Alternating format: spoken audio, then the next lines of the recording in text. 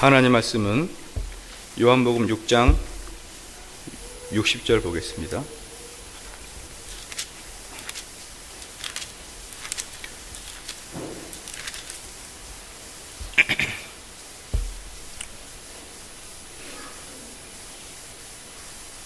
요한복음 6장 68절에서 71절 말씀입니다. 요한복음 6장 68절에서 71절 말씀까지입니다. 봉독해 드리겠습니다. 시몬 베드로가 대답하되 주여 영생의 말씀이 계심에 우리가 너희에게로 가오리이까. 우리가 주는 하나님의 거룩하신 자이신 줄 믿고 알았삼나이다. 예수께서 대답하시되 내가 너희 12를 택하지 아니하였느냐. 그러나 너희 중에 한 사람은 마귀니라 하시니라. 이 말씀은 가룟 시몬의 아들 유다를 가리키심이라. 저는 12 중에 하나로 예수를 팔자르라. 혼동스러운 예수님의 계시라는 말씀으로 하나님 말씀 전하겠습니다. 오늘 이 요한복음은 이 6장 이제 66절부터 시작해가지고 이러므로 제자 중에 많이 물러가고 다시 그와 함께 다니지 아니하더라. 예수께서 12 제자에게 이르시되 너희도 가려느냐 이렇게 질문하심으로 68절에 시몬 베드로가 대답하여 주의 영생의 말씀이 계심에 우리가 네게로 가오리까. 여기에서 요한복음 6장의 하이라이트, 클라이막스를 들어가고 있는 것입니다. 왜 그러냐 그러면은 베드로가 그 성령의 역사하는 그러한 고백을 했기 때문에 그렇습니다. 베드로의 단점이 있죠. 베드로는 생각 없이 불쑥불쑥 말을 하는 사람입니다. 그래서 생각 없이 불쑥불쑥 말을 하는 사람으로서 언제나 실수가 따라붙게 되어 있습니다. 그리고 자신에 대한 확신에 차 있는 사람입니다. 이런 베드로가 예수님께 배워야 했던 것은 많지만 그 중에서 특별히 자기 자신의 무지함 또는 자기 자신이 겁쟁이라는 사실을 예수님께 배워야 했던 그런 단점을 갖고 있었습니다.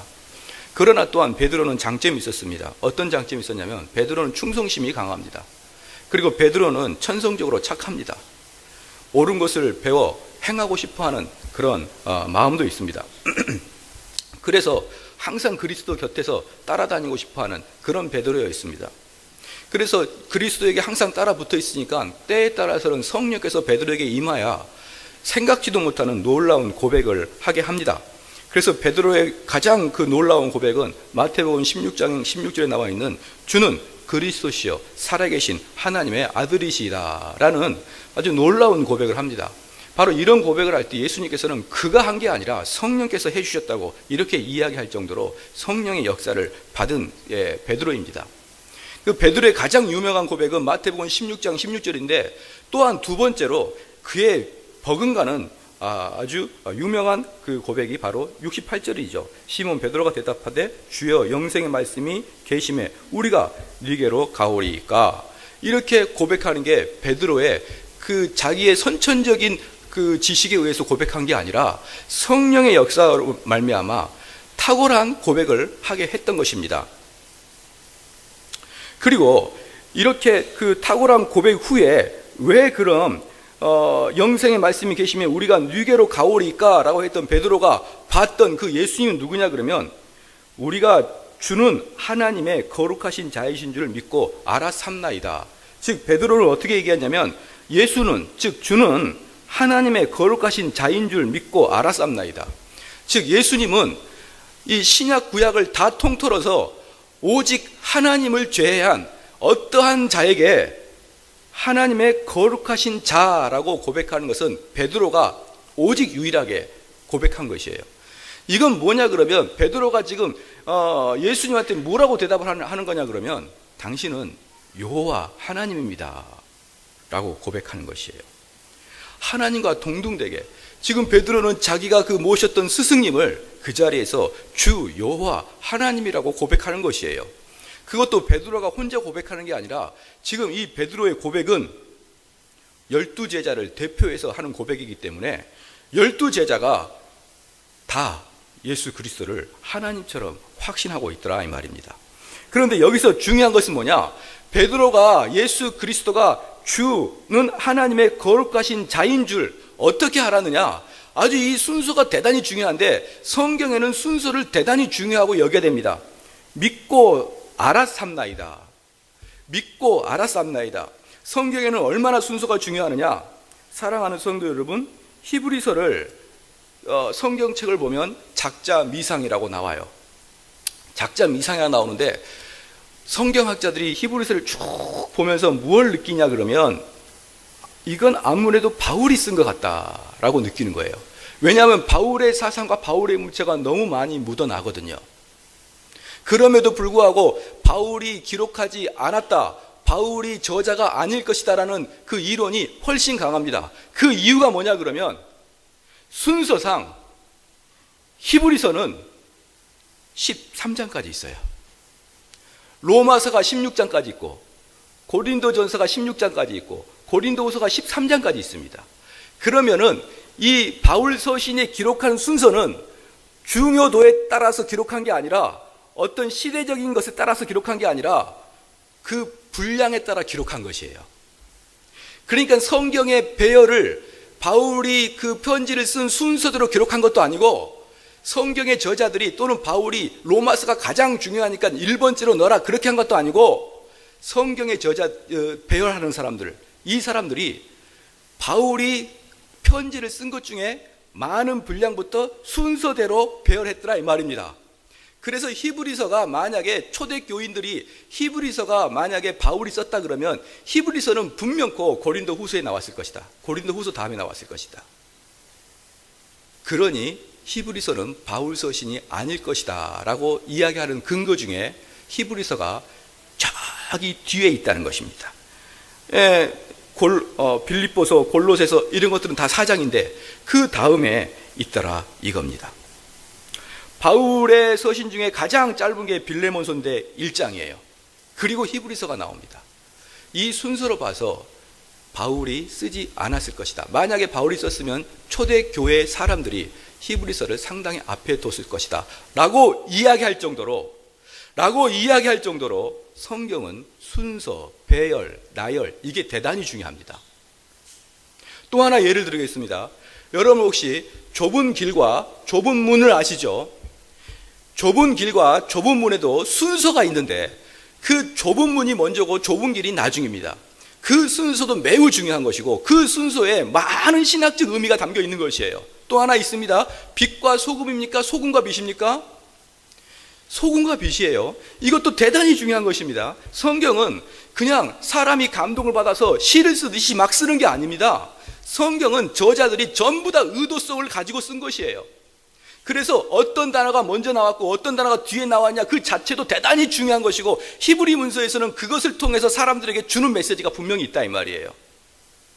그런데 오늘 베드로가 이야기할 때 예수 그리스도가 하나님과 동등된 것을 알았는데 그거 순서가 뭐냐면 먼저 믿고 그 다음에 안 것입니다. 이 믿음과 아는 것, 이 순서는요 우리 인간의 본성과는 전혀 다른 것입니다. 어떤 정신 나간 사람들이 내가 그 사람에 대해서 확신하기 위해서, 내가 그 사람을 믿기 위해서 내가 그 사람을 알아가겠습니까? 다시 먼저 말해서 누군가가 저와 처음에 딱 만났습니다. 만났을 때 저를 어떻게 해서 믿습니까? 많이 경험해보고 나에 대해서 알아보고 그 다음에 나와 대화를 해보고 나와 거래를 해보고 그렇게 지식이 가만히 쌓인 다음에 나에 대한 믿음이 생기지 않습니까? 그렇게 하지 않는 이 세상에 일이 있습니까? 그런데 하나님의 일에 있어서는 하나님을 많이 알고 하나님을 많이 공부하고 그래서 믿어지는 게 아니고 하나님의 일은 믿고 그 다음에 알아가는 거예요. 이게 성경과 그 하나님의 일과 인간의 일이 전혀 다른, 그래서 우리는 도무지 하나님께서 하시는 일에 대해서 알 수가 없는 그러한 일을 하는 것입니다. 먼저 믿어야 됩니다. 그래서 히브리서 11장 3절 말씀에 믿음으로 모든 세계가 하나님의 말씀으로 지어진 줄을 우리가 아나니, 믿음으로 모든 세계가 하나님의 말씀으로 지어진 줄을 우리가 아나니라고 했습니다. 아는 것은 항상 뒤에, 믿는 것이 앞에인 것입니다. 그래서 우리가 하나님에 대한 확신, 우리가 하나님에 대한 정말 그 진실함, 이건 믿음의 결과물이지 내가 하나님을 많이 알므로 인해서 믿음이 자연적으로 생기는 게 아니다라는 것을 알기를 축원합니다. 그래서 우리 믿는 사람들은 저는 그런 사람들을 많이 봐요. 믿기 위해서 막 신학적인 책을 보기도 시작하고 믿기 위해서 좋은 사람의 글을 읽어가는데 사실 그것은 믿음이 시작되는 게 아니고 믿는 자가 내 마음에 믿음이 있는 자가 그 믿음이 있으므로 성경을 읽었을 때 지식이 자라가는 것이지 믿음이 없는 자가 성경을 읽었다고 하여 믿음이 생기는 게 아니라 이겁니다. 그런데 우리 여기 있는 분들은 믿어지는 거예요. 우리가 얼마나 어리석은 자인지 제가 한번 증명해 보겠습니다. 여러분 한번 증명해 보십시오. 여러분이 믿고 있는 게 얼마나 근거가 없는지 한번 증명해 보십시오. 기독교의 가장 중요한 것들은 전부 다 증명되지 않습니다. 어느 게 증명되겠습니까? 첫 번째, 하나님이 이 세상을 창조하셨습니다. 중요한 기독교의 기본 진리죠. 그런데 그걸 어떻게 증명하겠습니까? 타임머신 타고 올라가 보시겠습니까? 하나님이 이 세상을 창조하셨다는 것은 도무지 증명할 방법이 없습니다. 그냥 믿을 뿐입니다. 두 번째, 아담이 죄를 지었는데 그 아담의 죄가 우리한테 전가된다는 원죄 교리를 증명할 수 있겠습니까? 아담의 죄가 나한테 온다고요? 근데 우리는 그것을 믿습니다. 또 하나, 하나님이 홀로 계시지 않고 세 분의 하나님이 계시는데 그 세 분의 하나님이 하나라니 그게 말이 됩니까? 그걸 증명해낼 수 있어요? 어떤 사람은 그렇게 이야기합니다. 한 아빠가 있죠. 그 사람은 집에 있을 때 아빠고 아내랑 있을 때는 남편이고 회사에 있을 때는 과장이다. 그런데 그분은 하나다. 이렇게 이야기하는 순간 그건 양태론으로 이단에 빠지는 것이에요. 삼위일체론에 대해서는 설명할 수 있는 방법이 아무것도 없습니다. 그냥 우리는 그러려니 하고 믿는 걸 뿐입니다. 그 다음에 하나님께서 인간의 육체를 입고 이 땅에 오셨는데 그분이 예수입니다. 이걸 증명해낼 수 있습니까? 또 하나, 인간이 구원을 이루는데 인간의 공로는 아무것도 필요 없고 오직 성부 하나님의 계획하심과 성자 하나님의 공로와 성령 하나님의 개인적인 인치심을 통해서 구원받는다는 것을 증명해낼 수 있습니까? 기독교의 가장 중요한 것은 아무것도 증명되는 게 없습니다. 우리는 믿을 뿐입니다. 그런데 그 믿어지는 게 은혜인 것이에요. 이걸 들고 다른 사람한테 야, 세상에 하나님이 선지를 창조했단다. 저 바다를 보이지? 하나님이 바다야 있어라. 그러니까 바다에 생겼단다. 그러면 이성적이고 합리적이고 똑똑한 사람은 진짜 웃기는 소리 하지 마세요. 어떻게 저 바다를 하나님이 만들었단 말입니까? 절대 믿을 수 없습니다. 우리가 얼마나 이해할 수 없는 존재인지 다시 한번 예를 들겠습니다. 세상 사람들이 우리와 대화를 합니다. 우리가 얼마나 어리석게 느낄까요? 믿습니다. 세상 사람들이 묻습니다. 야, 세상이 창조한다는 거 그거 믿어지니? 어째서 그걸 너가 믿니? 라고 사람들이 물어보면 우리는 이렇게 대답합니다. 성경을 읽어보니까 믿어졌어. 그런데 십자가 보혈의 피만이 너를 구원해 준다는데 그건 왜지? 성경에 나와 있어. 그런데 오직 예수 그리스도라는데 또 다른 것으로는 안 되겠니? 예수 그리스도 말고 또 뭐 다른 걸로 안 되겠어? 선행을 하고 그런 걸로 안 되겠니? 성경에는 그렇게 안 되겠다고 그랬어. 그럼 성경이 진리라고 누가 그랬니? 성경이 그랬어. 우리는 대화가 안 되는 존재입니다. 아무것도 증명할 수가 없어요. 아유 답답해. 너랑은 말 못하겠다. 그런데 사랑하는 성도 여러분, 여기에 대해서 히브리서에서 요한일서에서 놀라운 말씀이 있는데 요한일서 5장 9절 10절에 만일 우리가 사람들의 증거를 받을진대 하나님의 증거는 더욱 크도다. 하나님의 증거는 이것이니 그 아들에 관하여 증거하신 것이라. 하나님의 아들을 믿는 자는 자기 안에 증거가 있고 하나님을 믿지 아니하는 자는 하나님을 거짓말하는 자로 만드나니 이는 하나님께서 그 아들에 관하여 증거하신 증거를 믿지 아니하였습니다. 이게 무슨 말입니까? 하나님은 하나님 믿는 자 그 심령에 하나님이 증거를 넣어줬다 이 말이에요. 그러니까 여러분이 무슨 세상 만물을 보고 인생을 경험해 보니까 하나님이 계시고 삼위일체 하나님이 계시다, 이것은 믿은 게 아니고, 우리가 믿어지는 것은 하나님이 그 안에 증거를 넣어 주셨기 때문에 믿는 것이고, 불신자는 그 증거를 넣지 않으므로 믿지 않는다, 이 말입니다. 우리가 이 구절 조금 더, 요한일서 5장 9절 10절 조금 더 제가 말씀드리겠습니다. 우리는 실질적으로 여기서 뭐냐면, 요한일서 5장 한번 펴봅시다. 오늘 그대로 본문 말씀은 놔두고,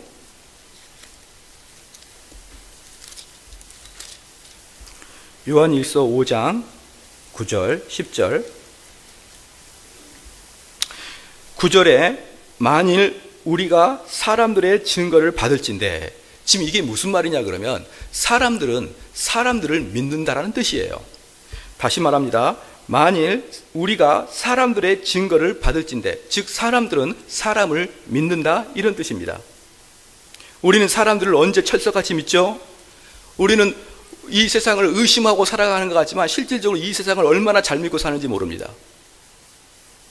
여러분, 버스 탈 때 저 버스 기사가 운전면허증도 없고 술 취해가지고 나를 사망의 음침한 골짜기로 모셔갈 것이다, 이런 의심이 듭니까? 안 듭니까? 안 들어요. 우리는 그냥 믿고 탑니다. 저 버스를 내가 타는데 버스의 나사가 다 풀려가지고 한 정거장 가기 전에 2개로 분해돼서 내가 땅바닥에 패대기 당할 것이다 라는 것을 의심합니까? 안 합니까? 안 해요. 우리는 이 땅 살아갈 때 아무 근거 없이 믿습니다. 여러분, 커피숍에 갑니다. 커피숍에 갔는데 여기 아메리카노 이렇게 시켰어요. 그런데 아메리카노 시킨 이유는, 어떤 사람은 미국에서 오래 살다 보니까 그게 먹고 싶어서 시킬 수도 있지만, 저 같은 경우는 싸니까 오랫동안 거기 앉아서 냉난방 되는 곳에서 앉아서 커피 마시면서 책 좀 보려고 아메리카노를 먹을 수 있어요. 그럴 때 내 마음속에 카운터에 있는, 저 주방에 있는 저 아가씨가 침을 팩 뱉을 것이라는 그런 의심합니까? 안 합니까? 안 하고 그냥 먹습니다. 저 주방에 있는 자매가 내 얼굴을 보고 기분이 나빠서 청산가리를 탈 것이라는 그런 의심하지 않고, 그냥 언제 교제해보지도 않고 언제 알아보지도 않고 주민등록번호도 모르고 이름도 모르는 그 자매가 타준 커피를 홀랑홀랑 마십니다. 우리는 사람을 얼마나 쉽게 믿는지 모릅니다. 여러분, 연주회가 있습니다. 연주회 갔는데 저 사람이 바이올린을 치지 못할 것이란 그런 의심하고 갑니까? 우리는 이 세상 살 때 엄청나게 많은 믿음을 가지고 살아가는 것이에요. 그런데 지금 여기서 요한 1서에서 말하고 있는 게 뭐냐 그러면, 너희가 불완전한 사람을 그렇게 믿듯이 최소한 그 양만큼 하나님을 믿어라, 이 말이에요. 너희가 불완전한 사람을 그렇게 철석같이 믿고 의심하지 않고 한 번도 보지 않는 사람들에 대해서 그렇게 신뢰하는데, 최소한 그 정도만큼만 나에게 신뢰를 주라, 이 말입니다. 저는 이런 일을 많이 봤습니다. 이런 사장님 많이 봤어요. 나는 한번 일을 시키면 그를 믿고 그에게 모든 것을 맡깁니다. 저는 중간에 그 사람이 일을 잘하는지 잘하지 않는지 그거 따지지 않고, 일단 내가 그 사람을 고용하고 그 사람을 내가 신뢰하면 맡기고 나는 그에게 일을 묻지 않습니다 라고 하는 통 큰 사장님도 자신의 매일매일의 불신앙으로 하나님을 믿지 못하고 하나님께 맡기지 못함으로 매일매일 하나님을 모독하고 있다는 것을 아셔야 되는 것이에요. 자기가 고용하는 그 고용자는 믿는데 하나님은 믿지 못하는 거예요. 그러므로 하나님을 모독하고 매일매일 살아가는 것입니다. 또 하나, 직원은 어떻습니까? 우리 사장님, 저를 일을 잘 시키려면 일단 저를 고용하셨으니까 저를 믿고 간섭하지 마시고 제가 일을 할 수 있도록 여건을 마련해 주십시오.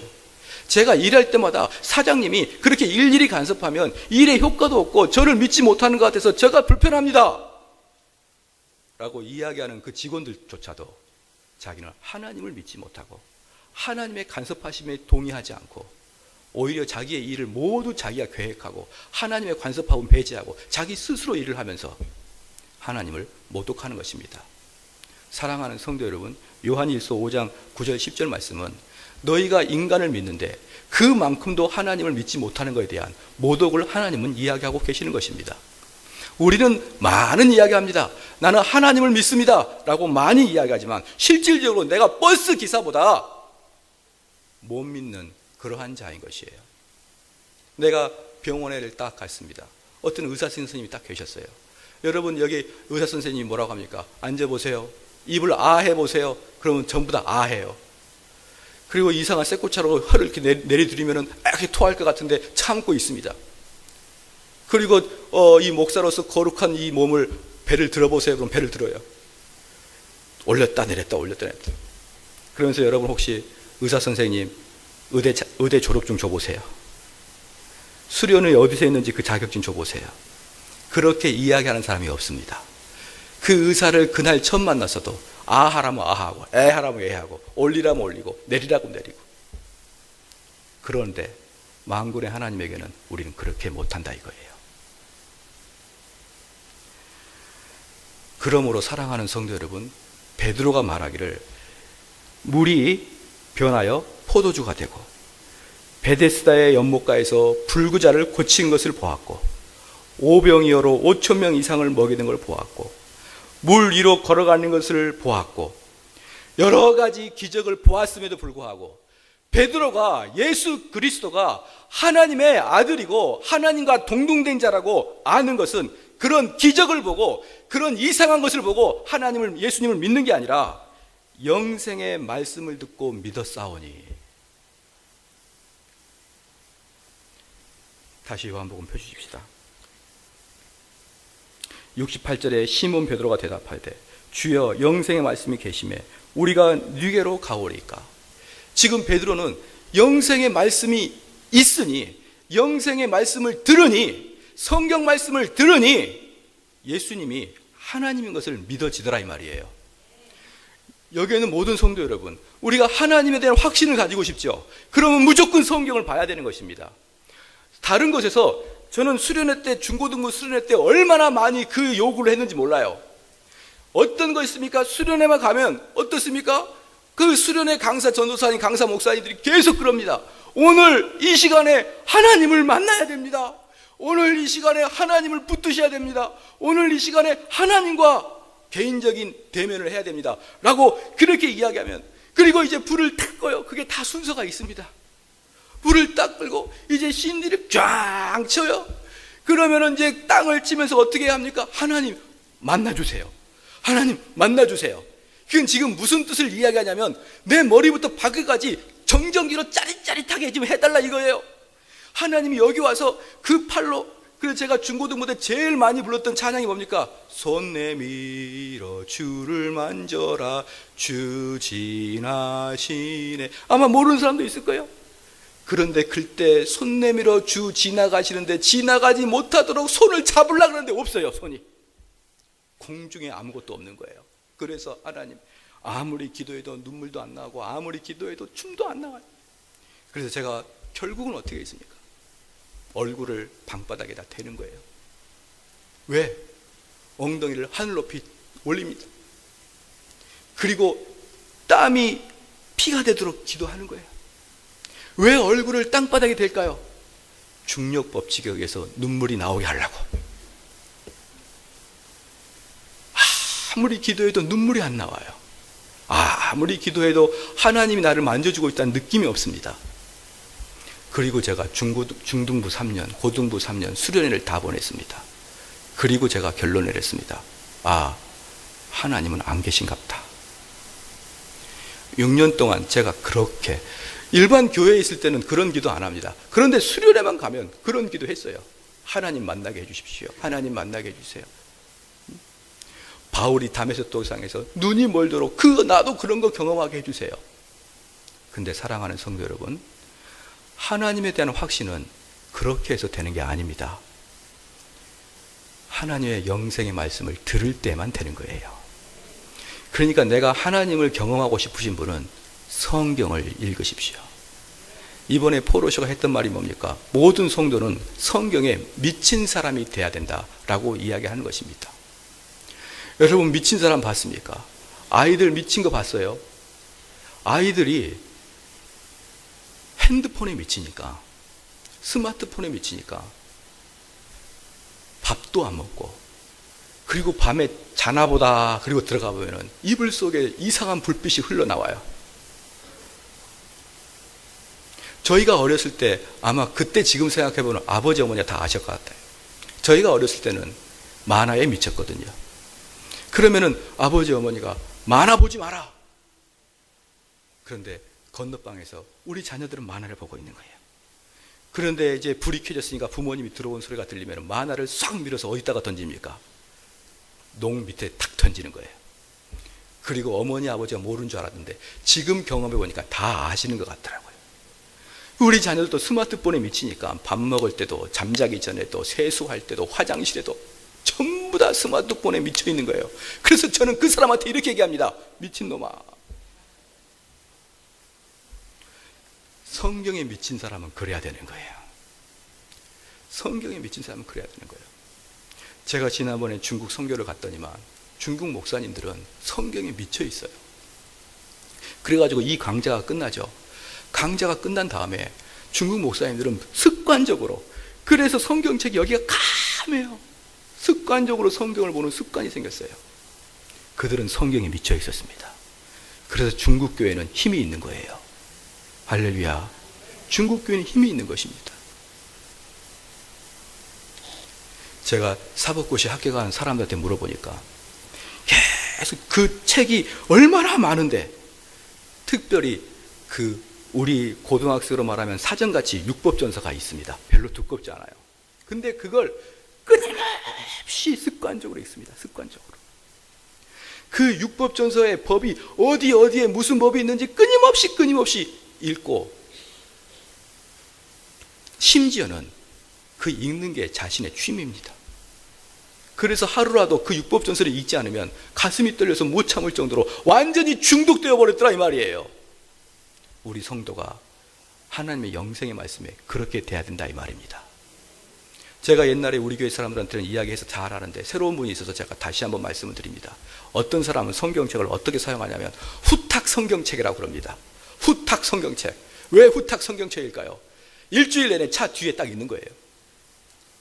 그리고 교회 올 때 이러고 교회에 오니까 후탁 성경책이라고 제가 이름을 붙였어요. 얼마나 성경을 읽지 않았으면 먼지가 쌓여서 훅훅 불어서 털고 나오는 그런 성경책. 예배 드리러 올 때니까 가져와서 성경 본문 말씀 펴는 그런 성경책이 아니라 이 성경책에 미쳐야 되는 것입니다. 그러는 자만이 오직 하나님에 대한 확신함을 가질 수가 있다 이 말입니다. 그런데 여기서 중요한 이야기가 있습니다. 이제 여기서 하이라이트에서 딱 끝나면 되는 것이에요. 69절에 우리가 주는 하나님의 거룩하신 자인 줄 믿고 알았사옵나이다. 여기까지 딱 끝났으면 너무 아름다운데 예수께서 대답하시되 70절에 내가 너희 12를 택하지 아니하였느냐. 그러나 너희 중에 한 사람은 마귀니라. 여기서 딱 끝났으면 좋은데 예수님께서 오늘 제목 말씀처럼 아주 내 마음을 혼동시키는 또 말씀을 하시는데 뭐냐 그러면 너희들 중에 12 중에 하나가 마귀다. 그런데 71절에 이 말씀은 가롯 시몬의 아들 유다를 가리키심이라. 저는 12 중에 하나로 예수를 팔자르라. 사랑하는 성도 여러분, 여기서 여러분의 실질적인 믿음을 한번 제가 테스트해 볼게요. 믿음, 말은 쉽습니다. 실질적인 믿음 한번 제가 테스트해 볼게요. 예수님께서 가룟 유다를 선택하셨습니다. 그리고 예수님께서는 이 땅에 계실 때 자신의 뜻에 따라 한 게 아니고 오직 성부 하나님의 뜻에 따라 일을 하셨기 때문에 예수님께서 12를 선택한 것은 하나님의 뜻이었습니다. 하나님의 뜻을 배제하고라도 예수님은 한 사람을 보면서 그 사람의 마음을 다 볼 수 있기 때문에 그 사람이 어떤 사람인지 알 수 있었습니다. 그런데 예수님의 12 제자 중에 그 안에조차 예수님을 배신하는, 심지어 마귀라고 하는 자를 예수님께서 끌어들였습니다. 예수님께서 그 일을 원했든 원치 않았든 그것은 하나님의 뜻이기 때문에 마귀를 끌어들인 것이에요. 이건 하나님의 섭리입니다. 하나님이 12 안에 왜 가룟 유다를 넣었는지, 하나님이 12 안에 왜 마귀를 집어넣는지 그 이유는 알 수 없지만 하나님께서 그렇게 허락하시니까 예수님께서 그 일을 하셨다 이 말입니다. 그래서 이걸 개혁주의적 신앙 용어로 하나님의 섭리하심이라고 이야기합니다. 우리 성도들이 실질적인 믿음이 어디서 드러나느냐? 하나님의 섭리를 믿느냐 하는 것이에요. 우리는 말로는 믿습니다, 믿습니다 그러는데 진짜로 믿음이 드러나는 것은 하나님의 섭리라 이 말입니다. 12명 중에 하나님께서 가룟 유다 마귀를 집어넣어라, 그게 하나님의 뜻이다. 그러니 예수님은 아무런 항의도 하지 않고 아무런 불만도 없이 12 중에 가룟 유다를 집어넣습니다. 오늘 여기서 6장에서도 분명히 알듯이 예수님께서는 가룟 유다가 마귀인 줄 알았고 가룟 유다가 나를 팔자인 것을 알면서도 예수님이 집어넣습니다. 그러나 그게 하나님의 뜻이니까 예수님은 오케이 한 것이에요. 이게 하나님의 섭리에 대한, 인간에 대한 순종이에요. 그런데 만약에 예수님께서 이렇게 했다고 생각합시다. 하나님 제 말 좀 들어보십시오. 제 사정을 좀 들어보십시오. 저의 고향은 하늘 보좌였습니다. 하늘 보좌 다 버리고 저는 말구유에서 태어났습니다. 그리고 내가 얼마나 고난을 받았습니까? 저는 머리 둘 곳도 없이 그런 고난을 받았습니다. 사람들이 얼마나 나를 배신했습니까? 그런데 하나님, 그런데 끝까지 저를 이렇게 괴롭히십니까? 마지막까지 저를 이렇게 힘들게 하실 겁니까? 왜 저를 배신한 자를 제 옆에다 두십니까? 라고 하면서 가룟 유다가, 예수님께서 가룟 유다를 12명을 불렀어요. 다 불렀습니다. 그리고 회의를 합니다. 오늘은 징계위원회입니다. 예수님께서 말씀하십니다. 가룟 유다는 마귀이므로 이제부터 가룟 유다는 우리 12명의 제자 중에서 제명합니다. 왜 하지 않았을까요? 하나님께서 주신 환경, 하나님께서 주신 사람, 그 사람과 환경이 여러분을 힘들게 할 수 있습니다. 그럴 때 그 사람과 환경을 잘라내고 싶은 유혹과 충동이 느껴집니다.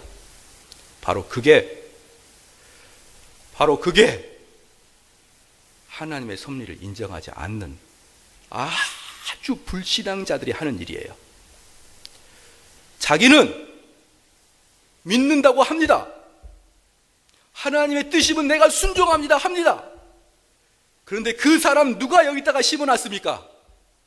하나님이 심어놨어요. 그런데 나는 하나님 예배 드리는 거 오케이, 하나님 헌금 드리는 거 좋아요, 하나님 내가 교회 봉사한 거 좋아요. 그러나 내가 지금 이 집안에 있는 이 사람 내가 보지 못하겠습니다. 그러나 내 이 환경 내가 극복할 수 없습니다. 이거 내가 바꾸길 원합니다. 이렇게 말하는 자가 하나님 앞에 불신앙한 자라는 걸 믿으시길 축원합니다. 그건 믿어야 됩니다. 그렇게 할 때만 여러분의 믿음이 진정한 믿음이 되는 거예요. 말로는 얼마든지 믿음이 쉽죠. 그래서 그 미운 자, 그 돌출된 자, 각진 자, 그 사람을 잘라내버리고 싶은 마음이 충동이 있을 때도 그 자를 누가 그곳에 앉혀놨는지 생각해 보시라 이 말입니다. 누가 그 자를, 그 환경을 나에게 허락했는지 생각해 보라 이겁니다. 그게 하나님이면 순종하십시오. 그거 잘라내려고 도저히 내 환경 내가 스스로 개척해서 내가 스스로 좋게 만들려고 노력하지 마시고 하나님이 불러주시고 앉혀주셨으면 아멘으로 화답하시길 축원합니다. 결혼을 해보니까 이 남편이 완전히 폭군이에요. 폭군. 두 가지 말씀드리겠습니다. 그 폭군인 걸 모르고 선택한 당신의 잘못입니다. 두 번째, 결혼은 하나님이 정해주신 겁니다. 그래서 인간이 나눌 수 없다고 하였습니다. 그러므로 이 남자를 잘라내려고 생각하지 마시고 하나님이 나에게 주신 가룟 유다라고 생각해야 됩니다. 그러면 나중에 가룟 유다가 회개해서 예수님께 충성했냐? 그거 아니에요. 가룟 유다는 지 일을 하고 맙니다. 그럼에도 불구하고 예수님은 그걸 받아들이셨다 이 말이에요. 사랑하는 성도 여러분, 저 사람이 마음에 안 들어요. 저 사람을 내쫓고 싶습니다. 그런데 내가 저 사람을 하나님이 나에게 주신 자라고 믿고 저 사람을 내가 따뜻히 잘해준다고 하여 그 사람이 변하느냐? 변하지 않고 변할 수도 없습니다. 그럼에도 받아들여야 된다 이 말이에요. 내가 1년, 2년, 3년 참아도 그 사람이 변화되지 않더라도 하나님이 나에게 주신 환경인 것을 믿으셔야 되는 거예요. 이 믿음이 개혁신학의 핵심입니다. 그렇다면 조금 더 심각한 말씀을 하겠습니다. 이제부터 가룟 유다를 좀 더 집중하겠습니다. 가룟 유다는 예수님과 3년 동안 함께 있습니다. 그리고 가룟 유다는 가능한 한 가장 가까운 거리에서 예수 그리스도를 보좌했습니다. 예수님의 가장 가까운 거리에 마귀가 있었던 것이죠. 그리고 유다는 그리스도의 도덕적인 탁월성을 증거하기 위해서 전도 여행도 하였습니다. 가룟 유다는 3년 동안 예수님 앞에서 보냈는데 한번 잘 그 가룟 유다의 생각을 잘 보십시오. 예수님께서 병자를 고치시고 그 다음에 죄에 빠져 비천한 자를 사랑하시고 지혜의 말씀들을 설교하시고 예수님을 가까이에서 보니까 인간적인 죄가 하나도 없는 것을 발견하고 예수님께서는 교만도 없고 성냄도 없고 정욕도 없고 참지 못해 자제력을 잃은 것도 없이 아주 완벽하신 예수 그리스도를 3년 동안 가까이서 본 그 가룟 유다는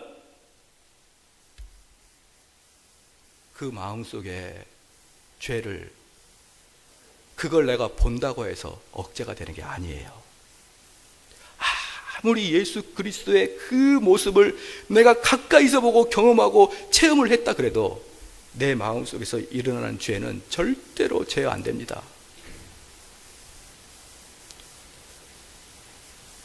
제어 안 돼요.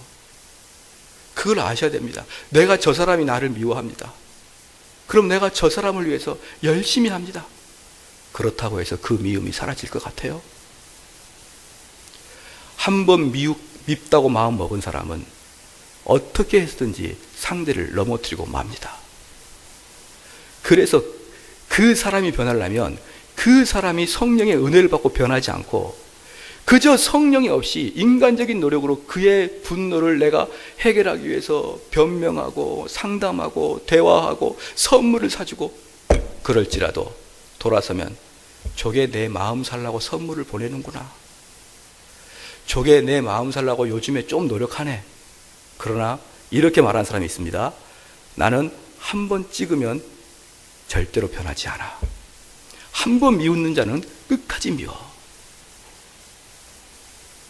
그래서 가룟 유다는 예수 그리스도의 기적들을 그렇게 봄에도 불구하고 예수님에 대한 믿음이 전혀 생성되지 않는 것을 알 수 있습니다.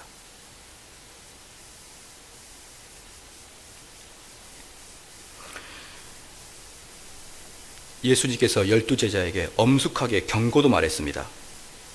그런데 제가 여러분에게 말합니다. 가룟 유다는 12제자 중에 다른 사람과 전혀 다를 바가 없었습니다. 무엇을 의미합니까? 12제자가 된다는 게 무엇을 의미합니까? 첫 번째, 가정을 떠났습니다. 그들은 가정을 떠났고 이제 그들에게는 거처도 없습니다. 그리고 그들은 어려운 여행길에 떠났습니다. 그리고 그들은 예수님이 가르쳐준 대로 둘둘씩 짝을 지어서 복음 전파를 하였습니다. 바로 가룟 유다도 똑같이 했습니다. 그 중에 어떤 사람도 12명 제자들 중에 어떤 사람도 가룟 유다가 예수님을 팔 거라고 상상도 못할 정도로 가룟 유다는 최선을 다했습니다. 오늘날 가룟 유다는 없을까요? 역시 오늘날에도 회중 속에 사람들은 앉아 있습니다. 어떤 사람은 복음을 전파하고 전도까지 합니다. 심지어 가룟 유다와 같은 마음을 가지고 있어서 설교 단상에서 설교까지 할 수 있습니다.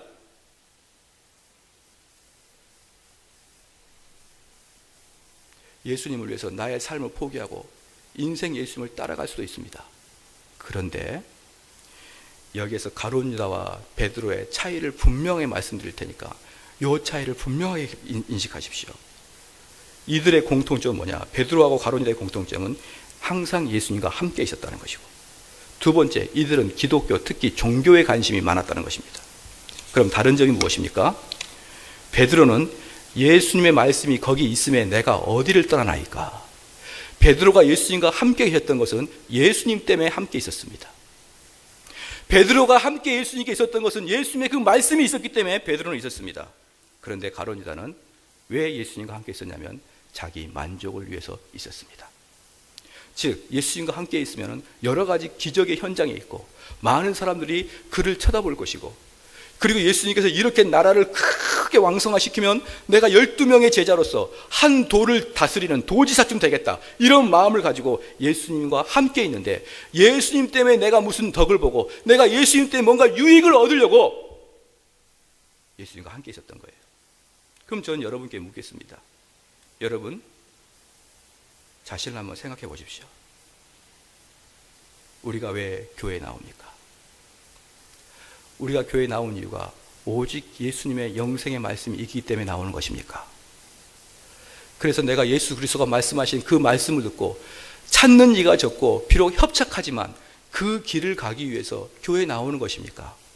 아니면 무슨 설교를 듣고 찬양을 하면서 내 마음에 평안을 얻으려고 나옵니까? 이게 얼마나 중요한지 몰라요. 내가 예수님을 그렇게 따라가는데 그 따라가는 이유와 목적이 내 마음의 기쁨, 내 마음의 평안, 내 마음의 만족을 위해서 교회에 나온다 그러면 그런 분들은 신속하게 가룟 유다로 빠져갈 수가 있어요. 왜요? 더 이상 기쁨이 없고, 더 이상 목사님 말씀에 만족이 없고, 더 이상 찬양에 충만함이 없으면 떠나버려요. 내가 예수님을 통해서 헌신하겠다, 내가 제자의 길을 가겠다, 이 생각 추호도 없습니다. 이곳에 와서 만족을 얻어가는 것입니다. 여러분 구원을 한번 생각해 보십시다. 성경에는 너희가 거듭난 것을 알고 안심하라 이런 말 없습니다. 그런데 우리는 신속하게 우리의 구원받음에 대해서 궁금한 게 있습니다. 내가 진짜 구원받았을까? 내가 구원받지 않았을까? 이런 궁금함이 있어요. 그런데 왜 그런 궁금함이 있냐 그러면 내가 구원받음을 알고 안심하려고 그런 것입니다.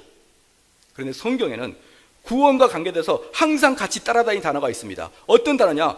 항상 깨어 있으라, 항상 순종하라, 항상 돌아서라, 두렵고 떨림으로 너의 구원을 이루라, 그리스도께서 너희 안에 계심을 확증하라. 계속적으로 구원과 같이 따라다니는 동사들은 뭐냐 그러면 한마디로 말해서 표대를 보고 달려가라 이겁니다. 너가 지금 구원받은 것을 확증하고 안심하고 기뻐하라 이게 아니라 너가 평생을 통해서 구원받은 자가 되도록 그 표대를 향해 달려가라는 뜻이에요. 그래서 우리 성도들은 이런 것입니다. 내가 교회에 나와서 나는 구원받았구나, 나는 편안하다, 나는 모든 죄를 용서받았구나, 나는 기쁘다, 이게 아니라 내가 교회에 나와서 이루어야 될 게 뭐냐 그러면 내 평생 예수 그리스도의 그 길을 따라가겠다.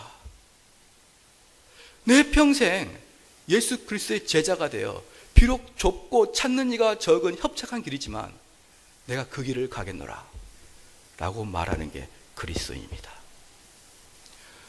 사랑하는 성도 여러분, 가룟 유다처럼 12명의 제자들 사이에 가룟 유다 즉 마귀가 있듯이 우리 회중들 사이에서도 얼마든지 그러한 일이 발생할 수 있습니다.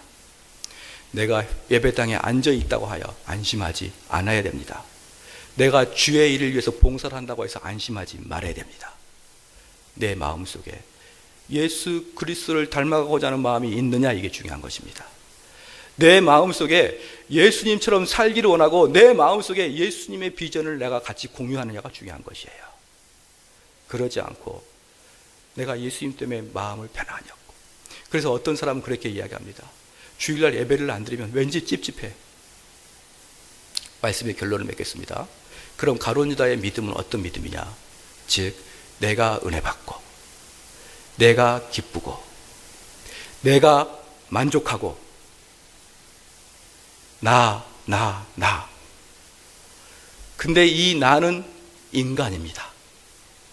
그래서 나를 중심적으로 하는 신앙을 인간 중심적인 신앙이라고 이야기할 수 있습니다. 다른 말로 말해서 가룟 유다는 인본주의적 신앙을 가지고 있었던 것입니다. 나를 중심으로 하는 신앙, 예수 그리스도를 중심으로 하는 신앙이 아니라 나를 중심으로 하는 신앙, 인본주의적 신앙. 그래서 많은 사람들이 기도하는 사람, 기도 열심히 하는 사람, 또 열심히 봉사하는 사람, 이런 사람들은 자기들이 신본주의라고 생각해요. 신본주의가 아니면서도 기도를 얼마든지 열심히 할 수 있습니다. 어떻게 합니까? 하나님 나를 고쳐주시고, 하나님 나를 나를 부유하게 해주시고, 하나님 나의 환경을 바꿔주시고, 하나님 내가 기분 좋게 해주시고, 하나님 내 사업 잘 되게 해주시고, 모든 것을 나 이렇게 고백하면서 기도하는 사람들은 자기들이 하나님께 기도하기 때문에 신본주의라고 생각하지만 사실은 그게 다 인본주의예요. 인본주의인 것이에요. 신본주의는 무엇입니까? 하나님이 원하시는 거, 예수님이 원하시는 거, 내가 그 길 가게 하여 주시옵소서. 우리 성도들이 이게 바뀌어야 됩니다. 우리가 이거 바뀌지 않으면, 이거 바꾸는 것은 얼만큼 어려운 거냐면 천지가 괴벽하는 것만큼 어려운 것입니다. 그럼에도 불구하고 이걸 바꿔나가야 되는 거예요. 예수님께서 오병이어의 기적을 할 때 수천 명의 추종자들이 따랐지만 예수님께서 자기 자신이 어떤 자라는 것을 이야기하자 다 떠나고 12명만 탁 남는 거예요. 그래서 예수님께서 그 12명한테도 뭐라고 했냐면, 그럼 너희들도 떠나려고 하느냐? 왜 많은 사람들이 예수님을 그렇게 따랐다가 왜 다 떠나버렸을까요? 인본주의적 사고를 이야기해 주지 않으니까 그러는 거예요. 나를 믿으면 너희들 잘 될 것이다. 나를 믿으면 너희들 불행도 없을 것이다. 나를 믿으면 너희들 병도 다 나을 것이다.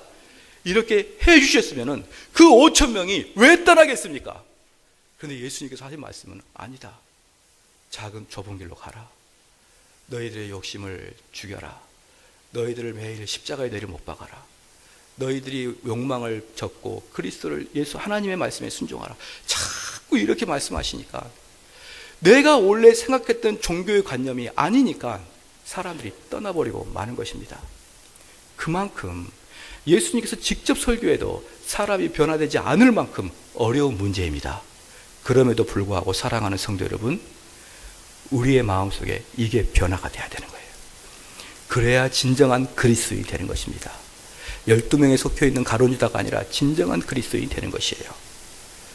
70절 71절 말씀 읽고 말씀을 마치겠습니다. 시작.